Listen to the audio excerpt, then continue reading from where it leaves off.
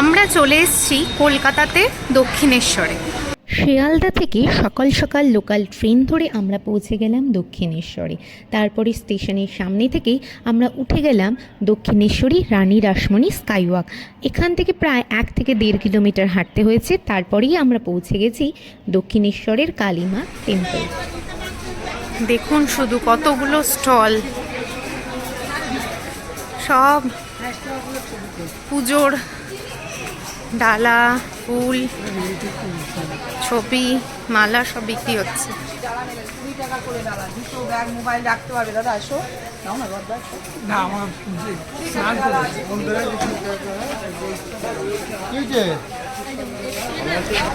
বন্ধুরা, আমরা পৌঁছে গেলাম এই যে দক্ষিণেশ্বরের টেম্পল, এদিকে ঢোকার জায়গা। আর এটা হচ্ছে মা ভবতারিণী ফেরিঘাট। দেখি এখানে যদি স্নান করার জায়গা থাকে। এটা ফেরিঘাট, এই ভেতরেই এখানে স্নানের জায়গা। আমার মা যেহেতু এখানে গঙ্গা স্নান করবে বলছে, ভাবছে, তাই এই ভেতরে গিয়ে স্নান করবে, তারপরে পুজো দেবে।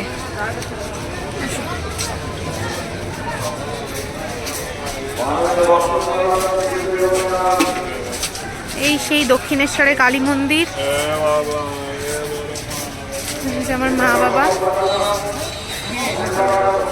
এই রাস্তা দিয়ে সোজা হেঁটে গেলেই পেয়ে যাবে দক্ষিণেশ্বরের স্নানঘাট। আর বাঁ দিকে পড়বে মোবাইল, ব্যাগ, জুতো রাখার জায়গা। সেখানে রেখে মন্দিরের ভেতরে ঢুকতে হবে, কারণ মন্দিরের ভেতরে মোবাইল অ্যালাউ নয়। এদিকে জুতো রাখার জায়গা।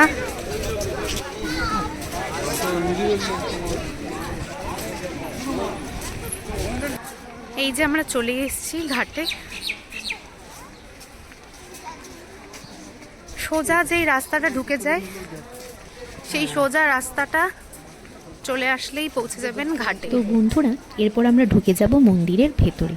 তো মন্দিরের ভেতরে যেহেতু মোবাইল অ্যালাউ নয়, তো সেখানকার কোনো ভিডিও তোমাদেরকে দেখাতে পারছি না।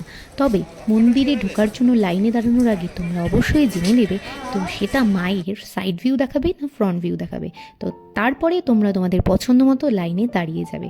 তো আশা করি ভিডিওটা তোমাদের অনেক হেল্প করবে এবং তোমাদের অনেক ভালো লাগবে। তো ভিডিওটি যদি ভালো লেগে থাকে অবশ্যই লাইক করো আর শেয়ার করো। আর আমার চ্যানেলটি যদি এখনও সাবস্ক্রাইব না করে থাকো তবে চ্যানেলটি ঝটপট সাবস্ক্রাইব করে নাও।